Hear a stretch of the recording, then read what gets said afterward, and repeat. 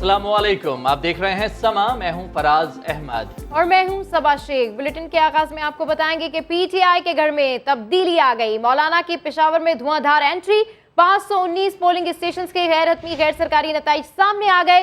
JUI के Zubair Ali 62,388 vote लेकर कामयाब रहे। तहरीक इंसाफ के रिजवान बंगश 50,659 वोटों के साथ दूसरे नंबर पर रहे।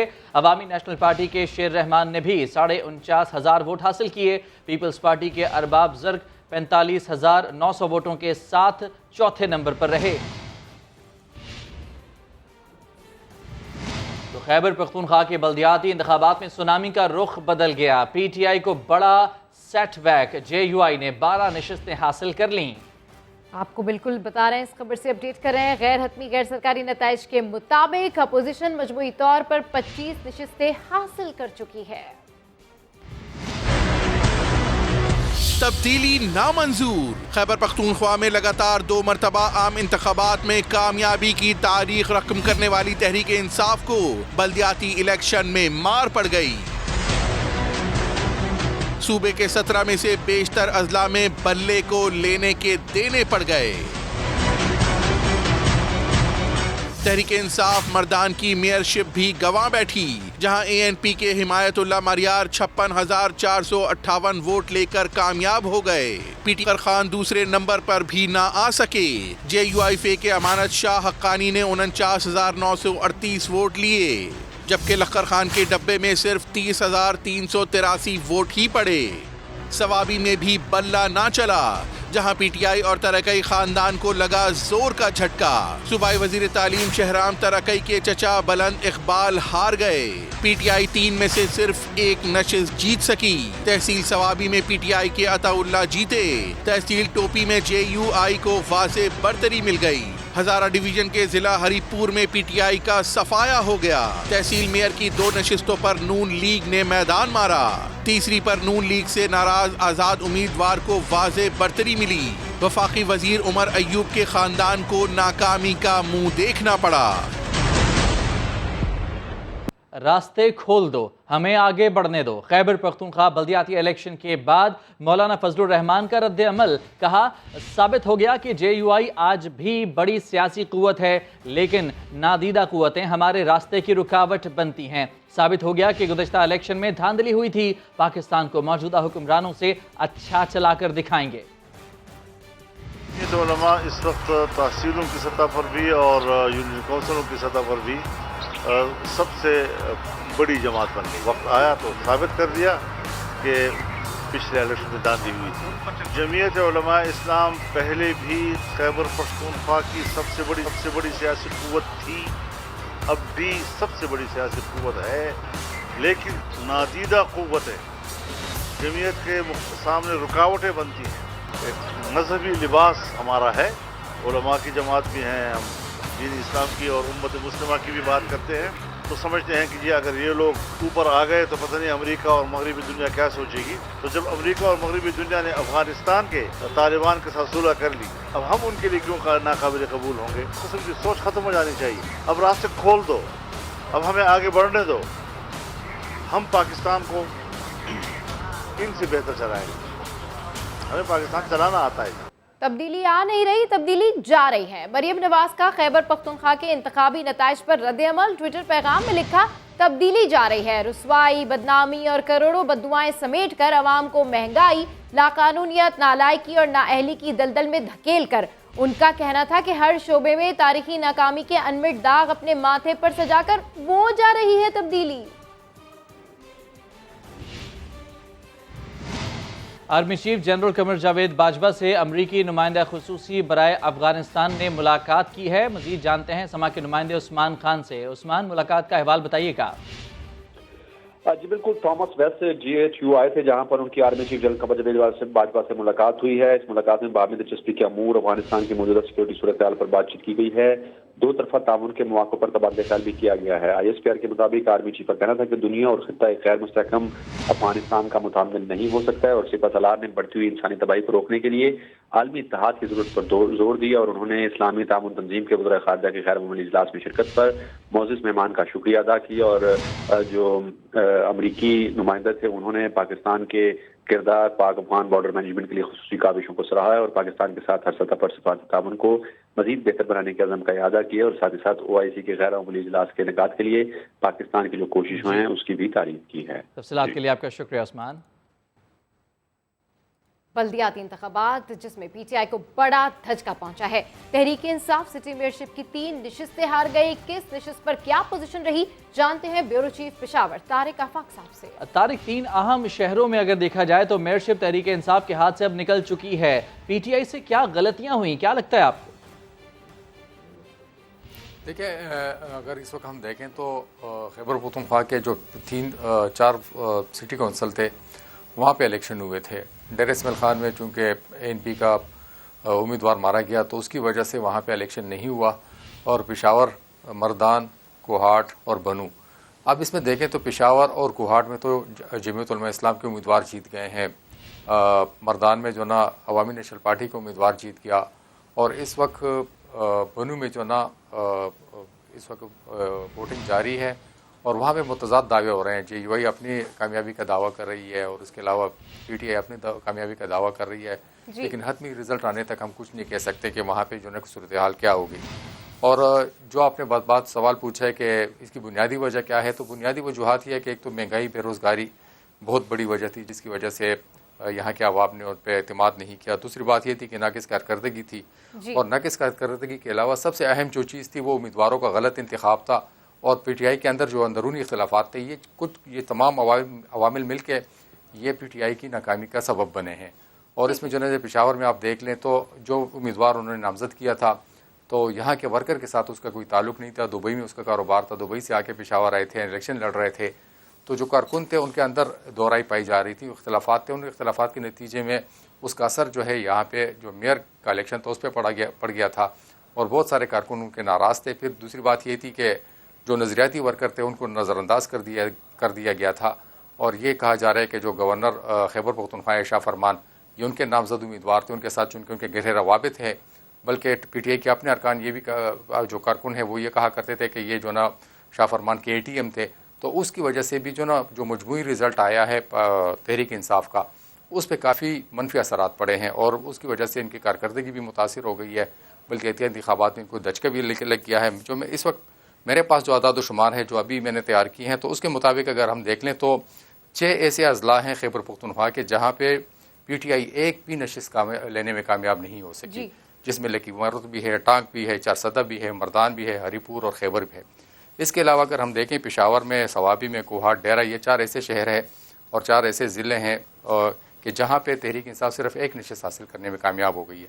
इसके अलावा अगर हम करक, बनू, नौशहरा, मुमन का देख लें तो वहाँ पे तहरीक इंसाफ 2 नशिस्तें जीतने में कामयाब हुई। सिर्फ एक ऐसा ज़िला है बुनेर कि जहाँ पे तहरीक इंसाफ के 4 नशिस्तें वो लेने में कामयाब हो गई। जी तारिक आफाक साहब, ये PTI का गढ़ है। जिस तरीके से आप बता रहे हैं कि कैंडिडेट का गलत चुनाव किया गया, फिर मेंबर्स के अंदर कॉन्फ्लिक्ट था और सबसे बड़ी वजह महंगाई, तो आपको क्या लगता है कि PTI का वो गढ़ जहाँ पर PTI के सपोर्टर्स हैं, क्या वो ये बात नहीं समझ पाए कि ये तमाम तर सूरत हाल है और महंगाई को मद्देनजर रखते हुए उन्होंने फिर ये फैसला किया? देखें, अगर वो बरमला इसका इतराफ़ करे या ना करे, लेकिन अपने दरूनी खाना जब उनकी मजलिसें होती हैं और जब उनकी मीटिंग्स होती हैं और जब वो इसका तज्जिया करेंगे तो यकीनन उनके सामने ये तमाम अवामिल सामने आएंगे कि बेरोज़गारी भी थी, महंगाई भी थी, उनके अपने अंदरूनी इख्तलाफात भी थे, उसको उम्मीदवारों का गलत नामजदगी भी थी, नाकिस कारकर्दगी भी थी। नाकिस कारकर्दगी में इस हवाले से कहना चाह रहा हूँ कि 9वां साल यहाँ पे PTI की हुकूमत का जा रहा है। इसमें आप देख लें कि तो 3 बड़े प्रोजेक्ट के अलावा आपको कुछ नहीं मिलेगा। एक जो ना आपका चकदरा एक्सप्रेस वे अगर आप देख लें, स्वात एक्सप्रेस वे देख लें, वो इस BRT और इसके अलावा जो ना सेहत इंसाफ कार्ड। अब सेहत इंसाफ कार्ड यकीनन एक बहुत अच्छा इनका इकदाम था जिसकी वजह से खैबर पख्तूनख्वा के तमाम लोगों को सेहत की तमाम सहूलियात मुफ्त मिल रही है। लेकिन इसकी कारकर्दगी को देखते हुए जो एक अच्छा कदम उन्होंने उठाया था उसका फ़ायदा भी तहरीक इंसाफ की हुकूमत को नहीं मिल पाया इसमें।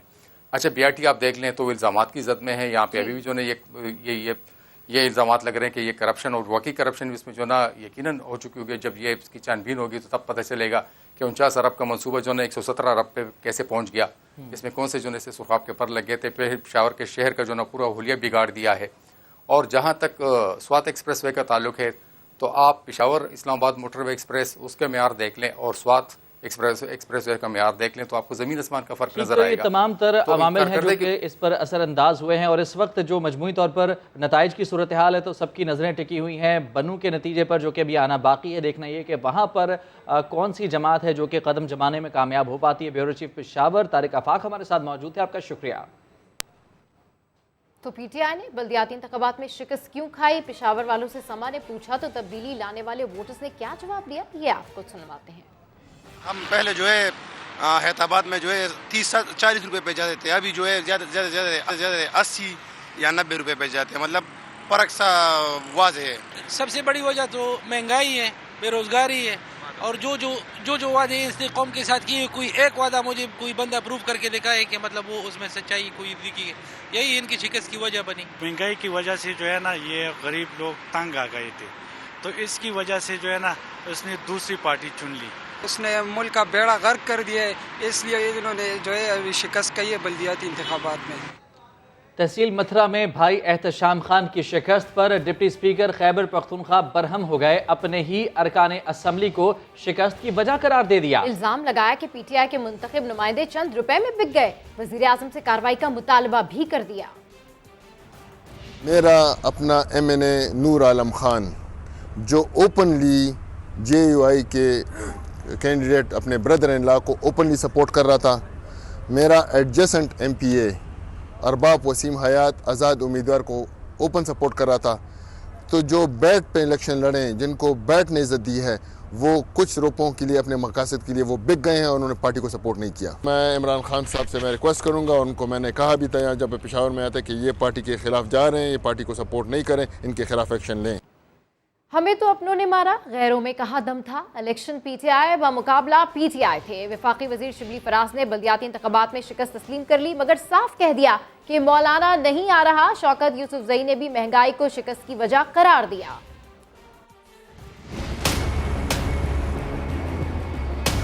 नहीं जी, मौलाना साहब मेरा ख्याल है कि उनका कोई फ्यूचर नहीं है खैबर पख्तूनख्वा में। पीटीआई का मुकाबला पीटीआई से था।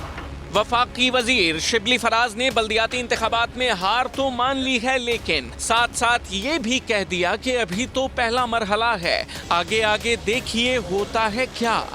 महंगाई जो कि एक इंटरनेशनल फिनोमेना है, उसके असरात जाहिर है कि हम पे पड़े हैं, लेकिन लीडर वो एक ही उसको मानते हैं, वो है इमरान खान।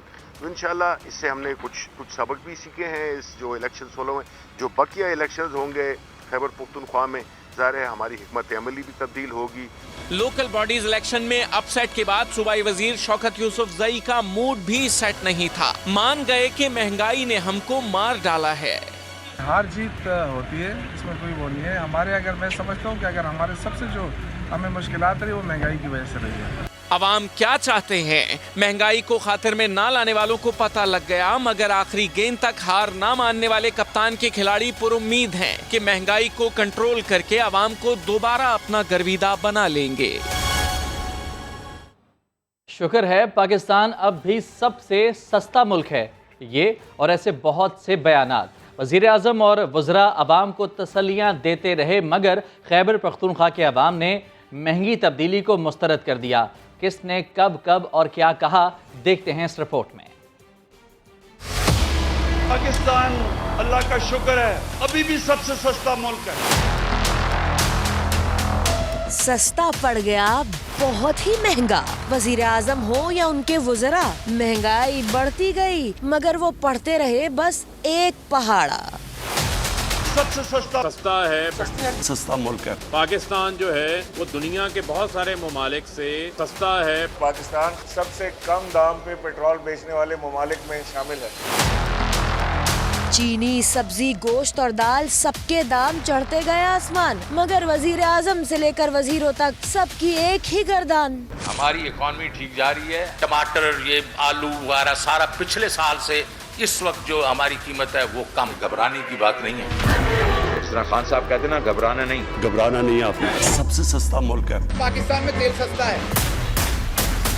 तेल देखो, तेल की धार देखो, पेट्रोल 150 रुपए के करीब जा पहुंचा। इसके बावजूद हवाबाजी के वजीर हवाओं में ही उड़ते दिखाई दिए। 130 ममालिक में पाकिस्तान से कीमतें ज्यादा हैं। साउथ एशियन रीजन के ममालिक में भी पाकिस्तान सबसे नीचे। सस्ता, सबसे सस्ता है, सस्ता मुल्क है।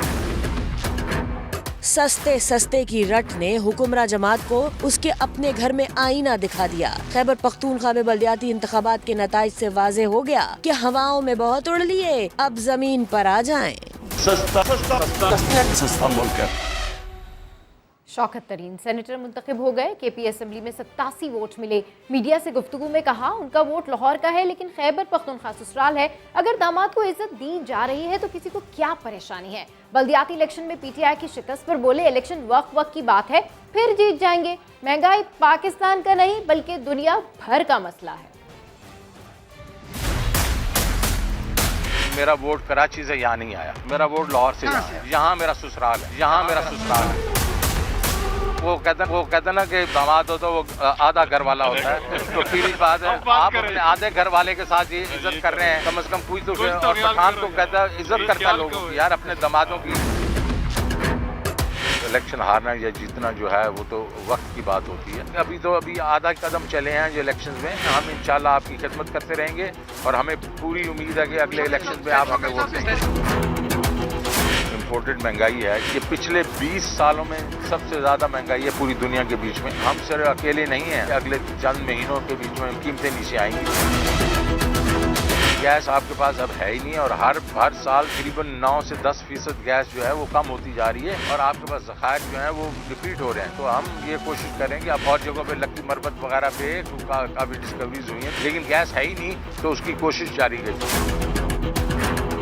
कामयाब पाकिस्तान प्रोग्राम 1.4 ट्रिलियन रुपए का प्रोग्राम है अगले 3-4 साल के लिए। तो ये और तकरीबन 40 लाख घरानों में ये हम जो है लोन देंगे। उसको घरों के लोन जो है वो भी हम देंगे और उसके बीच में हम जो है सूद चार्ज नहीं करेंगे।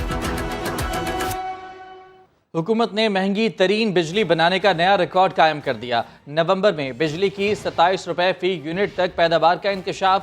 बिजली की पैदावारी लागत में 4 रुपए 33 पैसे फी यूनिट इजाफा हुआ। इस्लामाबाद से वहाब कामरान की रिपोर्ट।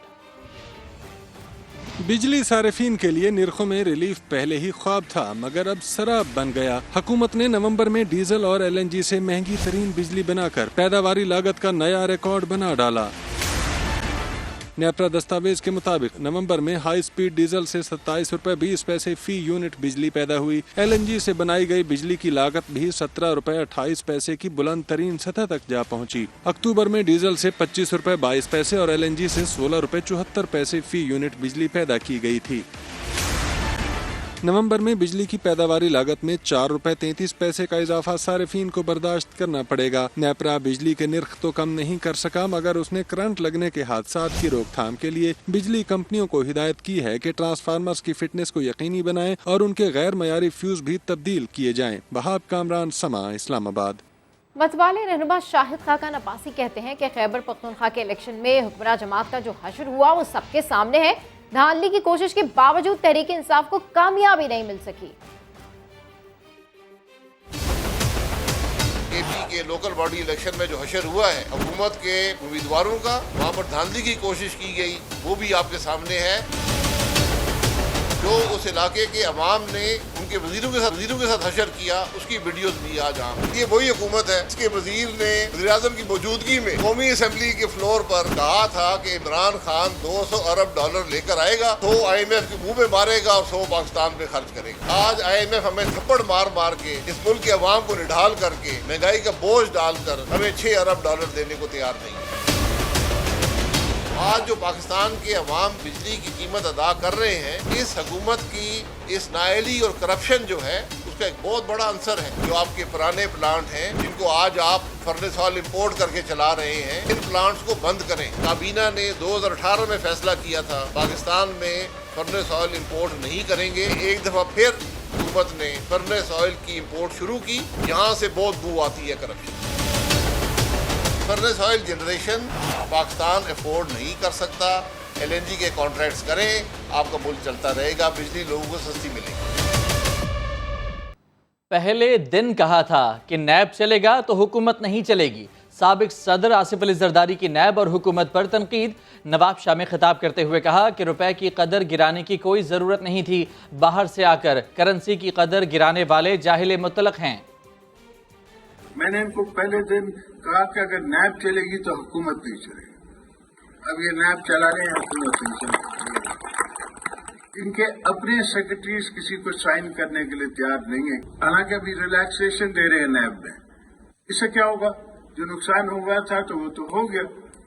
अब डॉलर वंस 80 पे 200 क्रॉस कर रहा है और अब आप बात कर रहे हैं। जरूरत ही नहीं थी ये डिवैल्यूएशन की। ये डिवैल्यूएशन करने वाले जाहिल हैं। ये जितने भी बाहर से आते हैं पढ़ लिख के, ये जाहिल हैं, जाहिल मुतलक हैं, जो कि डिवैल्यूएशन कराते हैं थर्ड वर्ल्ड कंट्री में। अपना घर सबका ख्वाब जरूर पूरा होगा। गवर्नर स्टेट बैंक रजा बाकर का मुल्तान में तकरीब से खिताब में ऐलान। कहा, तारीख में कभी हाउसिंग सेक्टर में इतनी सरमायाकारी नहीं की गई। अब तक 100 अरब से ज्यादा की फाइनेंसिंग मंजूर हो चुकी है। 31 अरब रुपए से ज्यादा जारी कर दिए गए। हुकूमत पाकिस्तान एक स्कीम लाई थी बैंक्स के लिए, मार्कअप सब्सिडी थी। इस स्कीम का नाम है मेरा पाकिस्तान मेरा घर।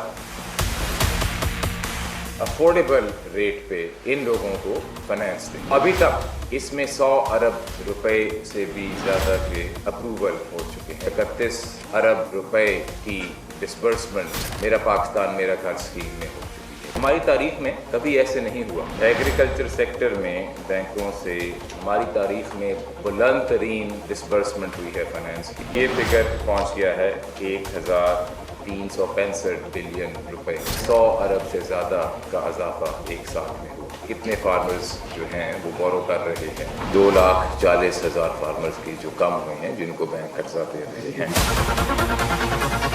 जो सदर्न पंजाब के 13 डिस्ट्रिक्ट्स हैं, पूरे पंजाब का 40% हिस्सा हैं। इनको जो बैंकों से फाइनेंस जा रहा है वो सिर्फ 26% जा रहा है। जितना इनका हिस्सा है एग्रीकल्चर में, उतना इनको फाइनेंस नहीं मिलता। इस साल हमने टारगेट रखा है 1,700 अरब रुपये। अगले साल के लिए एग्रीकल्चर फाइनेंस के लिए जो स्ट्रेटजी सेट करेंगे, इंशाल्लाह हम उसमें भी कामयाब हैं। एक साल के दौरान तामीराती मटीरियल की कीमतों में होशरुबा इजाफा। फैसलाबाद में रेत की कीमत में 50%, सरिया 48%, जबकि सीमेंट 28% महंगा हो गया। अब्दुल अहद की रिपोर्ट देखिए।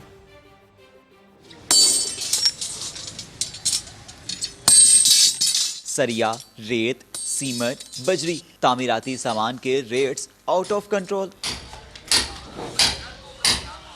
एक साल के दौरान फैसलाबाद में सीमेंट की बोरी 575 से बढ़कर 740 रुपए हो गई। रेत के ट्रक की कीमत 10,000 से 15,000, जबकि बजरी के ट्रक की कीमत में 10,000 रुपए तक इजाफा हो गया। अपना घर बनाने वाले शदीद परेशान। घर बनाना आजकल के दौर में जो है ना, वो एक ख्वाब बन के रह गया। हर चीज़ डबल हो गई है। टाइल्स के प्राइसेस जो है वो बहुत इंक्रीज़ कर गई हैं। टाइल बॉन्ड जो है वो बहुत इंक्रीज़ कर गया है। उसके अलावा छोटी छोटी चीज़ें हैं, हर चीज़ जो है वो बहुत रेट बढ़ गया। सरिये की कीमत में 48% इजाफे के बाद रेट 200 रुपए किलो से तजावज़ कर गया। दुकानदारों की फरोख्त में भी 50% कमी आ गई। गवर्नमेंट का कंट्रोल कोई नहीं है किसी भी चीज़ पर। दूसरा, अपना पेट्रोल के रेट बहुत ज़्यादा बढ़ रहे हैं। तकरीबन आधी सेल रह गई है। रवां साल के दौरान 1000 ईंट की कीमत 10,500 रुपए पर बरकरार रही। कैमरामैन कदीरुर रहमान के साथ अब्दुल अहद, समा, फैसलाबाद। साबिक कप्तान और डायरेक्टर स्पोर्ट्स समा शाहिद आफरीदी कहते हैं कि PSL 7 करियर की आखिरी PSL है। वेस्टइंडीज के खिलाफ सीरीज में शायकीन मिस मैनेजमेंट की वजह से नहीं आए। इंटरनेशनल करियर के दौरान कोचेज उनके बैटिंग स्टाइल को निखारने के बजाय तब्दील करना चाहते थे, मगर उन्होंने किसी की नहीं मानी। प्रोग्राम गेम सेट मैच में बात कर रहे थे। मैं जब वर्ल्ड रिकॉर्ड किया, मैंने मेरा एक अपना अंदाज था। अल्लाह ने मुझे एक स्ट्रेंथ दी थी कि ये आपका तरीका है खेलने का। उस चीज़ को पॉलिश करने के बजाय हमारे जितने भी कोचिंग स्टाफ आया, उन सब ने मुझे कहा कि ठहर जाओ, विकेट पे रुक जाओ, ना मारो। तो ये एक बहुत बड़ा प्रेशर मेरी ज़िंदगी में बैटिंग करते वक्त रहा है, लेकिन मानी फिर भी मैंने किसी की नहीं। $1 मिलियन क्वेश्चन अब ये है कि वेस्ट इंडीज़ की टीम कराची में थी, बट कराची की आवाम अपने घरों में थी। मार्केटिंग हमने उस तरीके से नहीं की। बाकी जो मैं लोगों की सुन रहा था, जो लाइन की कतारें लगाए हुए खड़े और अपने इश्यूज बता रहे हैं कि इतनी देर से और इतनी दूर से हम आए, तो मिस मैनेजमेंट ही कहूँगा इसको, और मैं क्या करूँ कि सही तरीके से हैंडल नहीं कर पाए। नदीम उमर साहब के साथ मेरा 3 साल, उनकी बड़ी ख्वाहिश थी कि मैं खेलूँ, तो मैंने कमिटमेंट की हुई थी उनके साथ। मैंने कहा जब भी मेरा आखिरी होगा तो मैं लाजमी इनके साथ खेलूंगा। आखिरी ना कहें, अभी आपके आखिरी है ना, बोला है ना, दैट्स इट यार, बहुत हो गया। और अब ये खबर कि न्यूजीलैंड की क्रिकेट टीम दिसंबर 2022 में टेस्ट और वनडे सीरीज के लिए पाकिस्तान का दौरा करेगी। रवां साल दौरा पाकिस्तान मुलतवी करके वापस जाने वाली न्यूजीलैंड की टीम अब दिसंबर 2022 में पाकिस्तान पहुंचेगी। कीवीज दो टेस्ट और 3 वनडे इंटरनेशनल मैचेस खेलेंगे। मेहमान टीम अप्रैल 2023 में एक मरतबा फिर पाकिस्तान आएगी और 5 वनडे और 5 T20 मैचेस खेलेगी। दोनों बोर्ड्स अब दौरे की तारीखों को हतमी शक्ल देंगे। लाहौर कलंदर्स ने PSL 7 के लिए सुहेल अख्तर की जगह शाहीन शाह अफरीदी को कप्तान मुकर्रर कर दिया। फास्ट बॉल कहते हैं तब्दीली आती रहती है। पाकिस्तान सुपर लीग के नए एडिशन में लाहौर कलंदर्स की क़यादत सुहेल अख्तर की जगह 21 साल फास्ट बॉलर शाहीन अफरीदी करेंगे।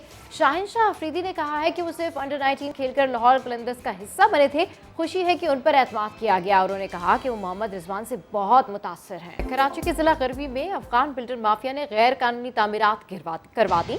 अदालती हुक्म पर सिंध बिल्डिंग कंट्रोल अथॉरिटी की टीम इमारत मिस्मार करने पहुंची तो बिल्डर माफिया के कारिंदों ने यरगमाल बना लिया। इसी हवाले से मजीद तफसीलात जानते हैं। समा के नुमाइंदे मोहम्मद अली हफीज हमारे साथ मौजूद हैं। अली हफीज, बताइएगा क्या सूरत हाल रही? जी बिल्कुल, कराची का जिला गरबी है, यहाँ पर अगवान बिल्डर माफिया सरगर्म होने का इंकशाफ हुआ है। अगवान बिल्डर माफिया ने जो है MPR कॉलोनी में गैर कानूनी तामीरात में ये मुलविस है, जबकि जो सिंध हाई कोर्ट का हुक्म था कि MPR कॉलोनी में जो 5 मंजिला गैर कानूनी तामीरात है इसको मिसमार किया जाए। SBC की टीम जब कार्रवाई के लिए पहुंची तो अगवान बिल्डर माफिया ने जो है SBC की टीम पे हमला कर दिया है। सिंध हाई कोर्ट के वाज़ेह अहकामात थे जिस पर जो है SBC की टीम कार्रवाई के लिए पहुंची थी। तमाम तर सूरत हाल से जो है SSP वेस्ट को जो है तहरीर शिकायत वहाँ दर्ज करवा दी गई है कि कई अफराद से मुश्तमिल अगवान बिल्डर माफिया है जो डिस्ट्रिक्ट वेस्ट के इलाके MPR कॉलोनी और तराफ की जो आबादियां हैं वहाँ पर गैर कानूनी तामीरात में जो है मुलविस है। SBC का भी मौक़िफ़ आ गया है। पुलिस जो है अब तफ्तीश कर रही, तहकीकात कर रही है। अहम तरीन मामला है कि डिस्ट्रिक्ट वेस्ट के अंदर जो है अगवान बिल्डर माफिया गैर कानूनी तामीरात करवा रहा है, जबकि जो SBC कार्रवाई के लिए पहुंची पुलिस की हमला टीम तो उन पर हमला किया गया है। कराची का इलाका डिस्ट्रिक्ट वेस्ट है, MPR कॉलोनी। अब देखना ये कि पुलिस और आला हुकाम इस पर क्या कार्रवाई करते हैं। देखना ये कि पुलिस क्या कार्रवाई करती है। अपडेट करने के लिए शुक्रिया Ali Hafeez.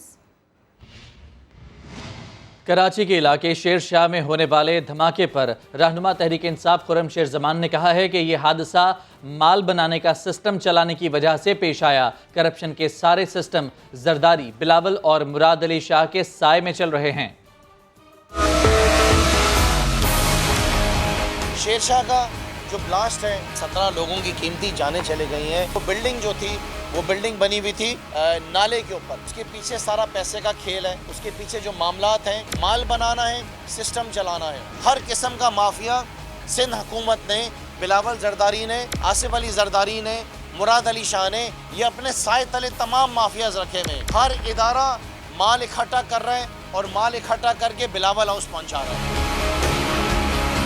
Sindh building control authority जो है वहाँ पर क्या कर रही थी? उन्होंने आज तक ऐसी इल्लीगल बिल्डिंग्स के खिलाफ क्यों नहीं एक्शन लिया जो कि नालों के ऊपर बनी है? इन बेशर्मों को इतनी शर्म नहीं है कि ये वहाँ पर ट्रीटमेंट प्लांट लगाएं। साइट के इलाके के अंदर एक भी ट्रीटमेंट प्लांट नहीं है। साइट एसोसिएशन ने बताया कि इनके पास दफ्तर तो Sindh solid waste management board का वहाँ पे मौजूद है, लेकिन अफसोस के साथ इस इलाके के अंदर सफाई का निज़ाम भी नहीं है। सीपा क्या कर रही थी? 70% अंदरूनी नालों के ऊपर कोई ना कोई कंस्ट्रक्शन हुई भी है। कितना बड़ा वाकया नस्ला टावर का हो गया, लेकिन आज तक NOCs दी जा रही। सिनफे नाजुक को ज्यादा नाजुक न समझें। विमेन पावर लिफ्टिंग चैंपियनशिप में शरीक लड़कियों ने भारी वजन उठाकर सलाहियतों का लोहा मनवाया। रिपोर्ट कर रही हैं आयशा अता।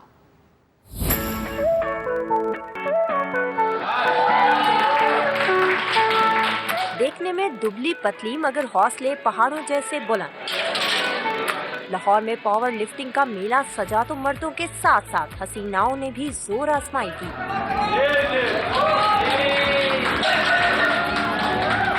मुख्तलिफ शहरों से आई लड़कियों ने 100 किलो से जायद वजन उठाकर अपना आप मनवाया।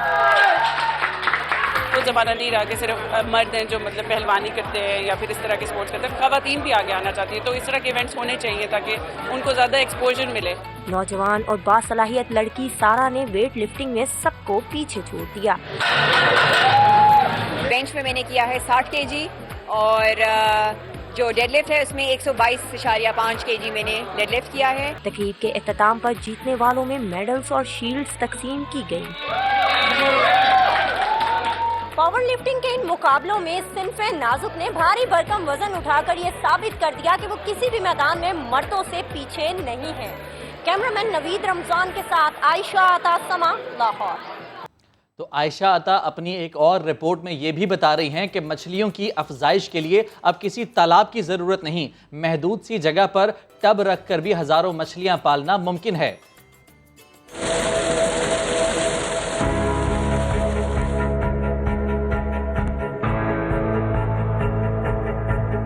ये मछलियां किसी तालाब से नहीं बल्कि इस टब नुमा टैंक से निकाली जा रही हैं।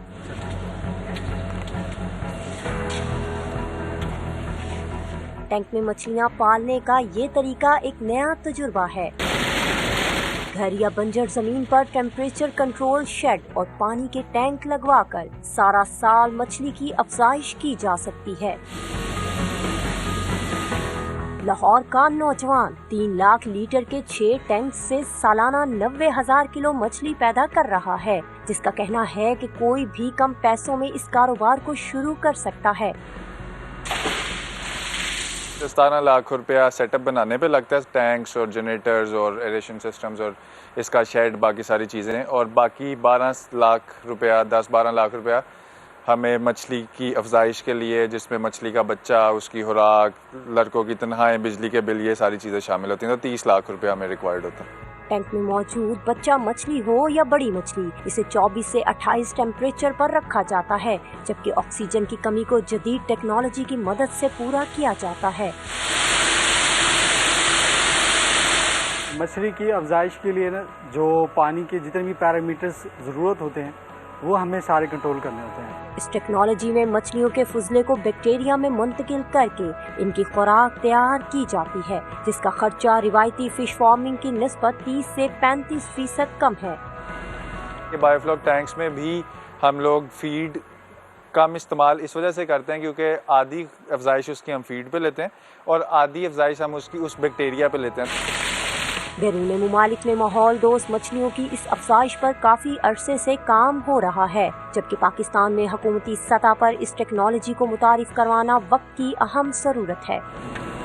बायोफ्लॉक टेक्नोलॉजी की मदद से मछली की अफजाइश पर हुकूमती सतह पर अगर तवज्जो दी जाए तो ये कम अरसे में यकीनन मुनाफा बख्श कारोबार की शक्ल इख्तियार कर सकती है। कैमरामैन जवाद यहिया के साथ आयशा अता, समा, लाहौर। इस्लामाबाद के करीब मागला हिल्स में बड़ी तादाद में डायनासोर्स आ गए। वहाब कामरान की रिपोर्ट में माजरा जानिए।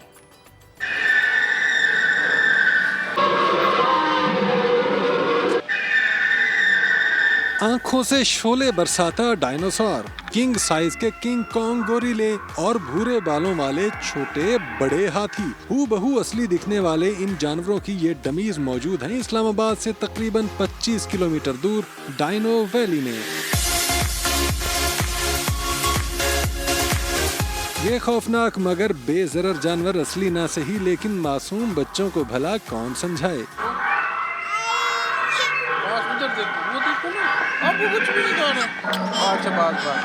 एक बच्चा तो किंग कॉन्ग से कुछ ज्यादा ही मुतासिर नजर आया। बच्चे ही क्या, जो बड़े यहाँ आए वो भी दम बखुद रह गए।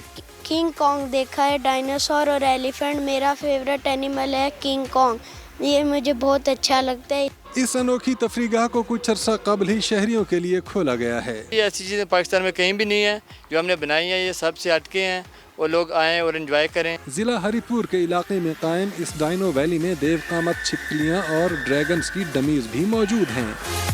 डायनो वैली में मौजूद हैं बच्चों के सभी पसंदीदा करैक्टर्स, लेकिन यहाँ आकर बच्चों के साथ बड़े भी खूब एंजॉय करते हैं। कैमरामैन अवैस काजी के साथ वहाब कामरान, समा, संगड़ा, हरिपुर। और मुल्तान में सजा रंगारंग डॉग शो, छोटे माल्टीज ने मैदान मार लिया। राशिद हमीद की रिपोर्ट देखिए।